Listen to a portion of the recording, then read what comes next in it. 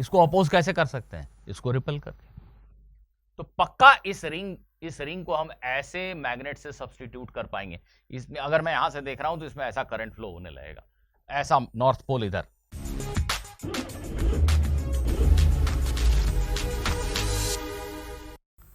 चलो बच्चों, इस वीडियो में हम करेंगे दो simple objective type conceptual questions, जिसमें शायद बहुत या शायद कुछ भी मैथमेटिक्स नहीं है, सिर्फ कॉन्सेप्ट बेस्ड क्वेश्चन है। आप इसको शायद थियोरेटिकल क्वेश्चन कहते हो, वैसा क्वेश्चन है। आइए देखते हैं पहला question. A magnet is held between two conductive rings, conducting, okay. A magnet is held between two conducting rings. These are two conducting copper made rings that are attached to a frictionless rail. These rings are attached to this rail, frictionless rail. Rings can slide on these rails with two insulators. These are insulators. But the ring can easily slide on these conducting rails. If we move the magnet to the left, what will happen to the rings? अगर मैं इस magnet को इस तरफ move करता हूं तो ये रिंग राइट की तरफ जाएगी, लेफ्ट की तरफ जाएगी, ये रिंग राइट की तरफ जाएगी, लेफ्ट की तरफ जाएगी। आपको बताना है। मैं स्क्रीन से हट रहा हूं, इस क्वेश्चन का स्क्रीनशॉट जरूर ले लीजिए। आप में से मेरा मानना है कि 90% लोग इसको जरूर कर देंगे, कोशिश कीजिए। और अब आप मेरी बात को सुन लीजिए। देखिए, जब आप सिंपल ऐसे हम सोच सकते हैं, इस मैग्नेट को जब इस रिंग की तरफ पुश करते हैं, सबसे सिंपल सोच ऐसे हो सकती है, इस मैग्नेट को जब इस रिंग की तरफ पुश करते हैं तो इलेक्ट्रोमैग्नेटिक इंडक्शन की वजह से इसमें करंट इंड्यूस होगा, ठीक। ये करंट कैरिंग कॉइल रिंग, वो खुद एक मैग्नेटिक डाइपोल होता है, वो एक बार मैग्नेट की तरह ही होता है। तो ये रिंग में एक बार मैग्नेट बन गया, ऐसा सोच लो। जब आप बार मैग्नेट को इधर पुश करते हो, इसमें फ्लक्स चेंज हुआ, एक ईएमएफ आया, करंट आया, ये मैग्नेटिक डाइपोल बन गया, ये रिंग एक बार मैग्नेट की तरह बन गया, ऐसा सोचो। अब वो जो बार मैग्नेट बना, जो रिंग जिसको मैं बार मैग्नेट कह रहा हूं, वो बार मैग्नेट इसके साथ कैसे इंटरैक्ट करेगा? हम फील्ड लाइंस वगैरह ड्रॉ करके फ्लक्स का बढ़ना घटना दिस दैट सोच सकते हैं, that's all right. But simple, एक बहुत ही सिंपल सा तरीका सोचने का ये है कि इंडक्शन की वजह क्या है, कारण क्या है? What is the cause of induction? Cause of induction is this magnet is moving towards this ring. Cause of induction is that this magnet is moving towards this ring. According to Lenz's law, this cause of induction will be opposed by the induced current. इसमें जो भी current आएगा उसकी वजह से जो भी magnetic field ring बनाएगी, हम कह रहे हैं रिंग एक मैग्नेट बन गई, ऐसा सोचो। तो वो जो मैग्नेट बन गया वो ऐसा बनेगा जो इस कॉज को अपोज करेगा। कॉज क्या है? कॉज क्या है? This magnet is getting closure. इसको अपोज कैसे कर सकते हैं? इसको रिपेल करके। तो पक्का इस रिंग को हम ऐसे मैग्नेट से सब्स्टिट्यूट कर पाएंगे। इसमें अगर मैं यहां से देख रहा हूं तो इसमें ऐसा करंट फ्लो होने लगेगा, ऐसा नॉर्थ पोल इधर। ये मैग्नेटिक डाइपोल मोमेंट इस रिंग का इधर होगा, हम इसको एक मैग्नेट से सब्स्टिट्यूट कर सकते हैं जिसका नॉर्थ पोल इधर है, ये इसको रिपेल करेगा। सिंपल। इस केस में यहां भी इंडक्शन होगा। What is cause of induction?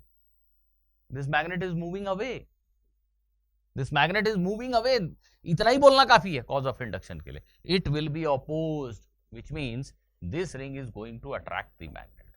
कैसे अट्रैक्ट करेगी ये रिंग? अगर यहां पे एक ऐसा बार मैग्नेट एज्यूम कर लो तो इसमें जो करंट डेवलप होगा, इंड्यूस होगा, वो इसको डेफिनेटली अट्रैक्ट करने वाला है। डेफिनेट अट्रैक्शन होगा क्योंकि ये मैग्नेट दूर जा रहा है, दूर जाना कॉज ऑफ इंडक्शन है, it will get attracted, as simple as that. तो हमें इतना सोचने की जरूरत नहीं है। लेंस लॉ बहुत सिंपल तरीके से अप्लाई किया जा सकता है। कॉज ऑफ इंडक्शन, मैग्नेट पास आ रहा है, it will get repelled. Cause of induction, magnet दूर जा रहा है, इट विल बी अट्रैक्टेड।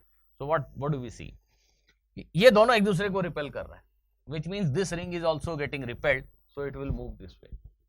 ये दोनों एक दूसरे को अट्रैक्ट कर रहे हैं, so this ring is getting attracted, it will also move this way. So both the rings will move towards left in this particular diagram. This is what I want to tell you. Now look at this question.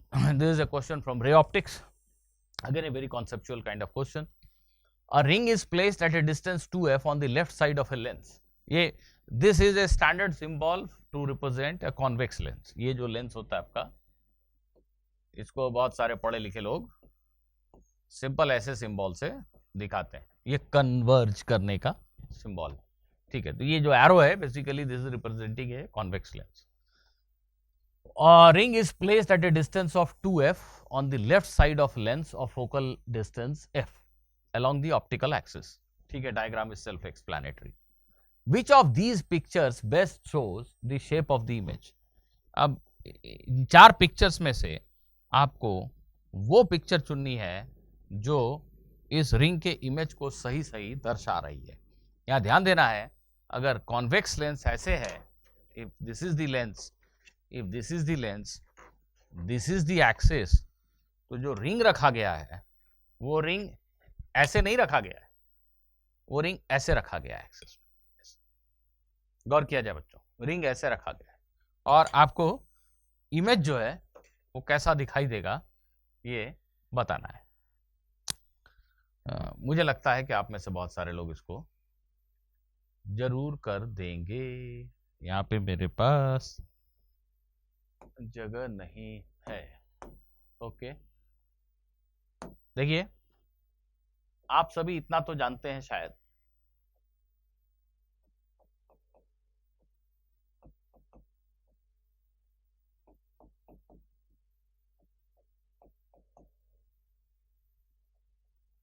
कि अगर एक object को यहां 2f पे रखा जाए तो same size का इमेज यहां 2f पे बनता है, ठीक। ये सभी लोग जानते हैं। अब थोड़ा कॉमन सेंस से सोचते हैं, अगर मैं ऑब्जेक्ट को 2f से f की तरफ लाता हूं, ठीक है, ऑब्जेक्ट को 2f से f की तरफ लाता हूं, तो जो इमेज है वो 2f से इंफिनिटी पे चला जाता है। ऑब्जेक्ट जब सिर्फ इतनी दूरी चलता है तो उसका इमेज जो है वो यहां से इंफिनिटी तक बहुत दूर चला जाता है। तो ऐसे मोटी बुद्धि मेरी ये कहती है कि अगर मैं ऑब्जेक्ट को इधर थोड़ा शिफ्ट करता हूं तो देयर इज ए टेंडेंसी कि जो इमेज है वो ज्यादा शिफ्ट होगा। और मैग्निफिकेशन क्या होता है? ऑब्जेक्ट डिस्टेंस, इमेज डिस्टेंस और ऑब्जेक्ट डिस्टेंस का रेशियो। तो इसको अगर आपने थोड़ा सा शिफ्ट किया तो ऑब्जेक्ट डिस्टेंस में कोई खास बदलाव नहीं हुआ, पर इमेज काफी दूर चला गया, v बहुत बढ़ गया, u में कोई खास चेंज नहीं हुआ। v बाई u को मैग्निफिकेशन कहते हैं। तो मैग्निफिकेशन बड़ा हो गया। इस ऑब्जेक्ट को जैसे जैसे यहां पास लाते हो ना, ये इमेज बहुत तेजी से दूर भागता है और मैग्निफिकेशन बड़ा होता चला जाता है। ये कॉमन सेंस है, ऐसे बिना कोई मैथमेटिकल एक्सप्रेशन के बता सकते हैं। ये ऑब्जेक्ट f पे आया तो इमेज तो इन्फिनिटी पे चला गया, मैग्निफिकेशन इन्फिनिटी हो गया, ठीक।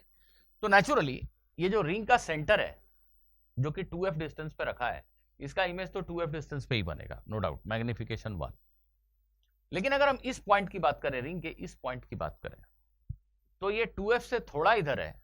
अब हम 2f से थोड़ा इधर आते हैं तो इमेज जो है वो 2f के काफी इधर जाता है, काफी इधर जाता है। तो वो संभावना इस डायग्राम में नहीं, इस डायग्राम में ज्यादा दिख रही है। देखिए आप ध्यान से, यहां दिखाया गया है कि ये जो ये वाला पॉइंट है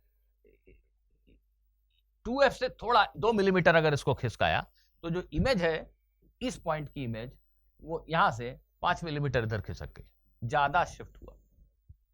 दूसरी तरफ अगर ऑब्जेक्ट को यहां से यहां खिसकाते हो, एक ऑब्जेक्ट यहां की बजाय यहां लेते हो तुम, तो उस केस में अगर एक ऑब्जेक्ट तुम यहां की बजाय यहां लेते हो, उस केस में इमेज किधर मूव करेगा? इस तरफ मूव करेगा। यहां ऑब्जेक्ट 2f से इंफिनिटी पे जब तुम पहुंचाते हो तो इमेज 2f से f तक चलता है। ऐसी कॉमन सेंस कह रहा है फिर से कि ऑब्जेक्ट बहुत दूर लेके जाते हैं तब इमेज इतनी दूर चलता है। तो इमेज बहुत धीरे धीरे शिफ्ट होता है जब आप यहां ऑब्जेक्ट को मूव करते हो। तो नेचुरली अगर आपने ऑब्जेक्ट को इतनी दूर मूव किया, यहां की बजाय यहां पे एक पॉइंट ले लिया, तो इमेज बहुत धीरे धीरे खिसक रहा है, थोड़ा खिसकेगा, isn't it? तो इमेज जो है वो थोड़ा खिसका है, ठीक है। अगर चेंज इन डिस्टेंस बहुत छोटा है, तो ठीक है, इमेज की पोजीशन में चेंज भी छोटा होगा, अंडरस्टूड। बट ये तय है कि इस तरफ 4 मिलीमीटर चलने से और इस तरफ 4 मिलीमीटर चलने से जब मैं इधर ऑब्जेक्ट को ले जाऊंगा तो इमेज की पोजीशन में शिफ्ट ज्यादा बड़ा होगा। तो वैसे ही दिख जाता है कि ये वाला डायग्राम सही है। और साथ में यहां ये भी दिखाने की कोशिश की गई है कि जब आप इस तरफ चलते हो, जैसे कि ये पॉइंट ले लो, ये ऑब्जेक्ट इतना बड़ा था लेकिन इसकी इमेज इतनी बड़ी बताई गई है। दूसरी तरफ उतनी दूरी पे यहां अगर आ जाए, इस पॉइंट को अगर हम देखते हैं, तो ये ऑब्जेक्ट अगर मैं इतना बड़ा इमेजिन करूं तो उसकी इमेज को छोटा बताया गया है। बिल्कुल ठीक है। जैसे जैसे आप यहां से यहां जाओगे, जो इमेज है वो इस तरफ जा रहा है, इसका मतलब मैग्निफिकेशन जो है 1 से कम होता चला जा रहा है, विच सिंपली मीन्स ये जो ऑब्जेक्ट की हाइट है उससे छोटे साइज का इमेज यहां बनेगा आपका। और दूसरी तरफ जब आप इधर चलते हो तो इमेज दूर होता जा रहा है बहुत तेजी से, मैग्निफिकेशन 1 से बड़ा होता जा रहा है, और जो ऑब्जेक्ट की साइज है उससे काफ़ी बड़ा इमेज बनेगा। तो ये सारी चीज़ों को अगर ध्यान से देखें ऐसे ही मेंटली, तो हम समझ पाते हैं कि यही ऑप्शन सबसे सही लग रहा है। Students, I hope you have understood these two simple questions. Keep working hard and please do like all these videos. Thank you.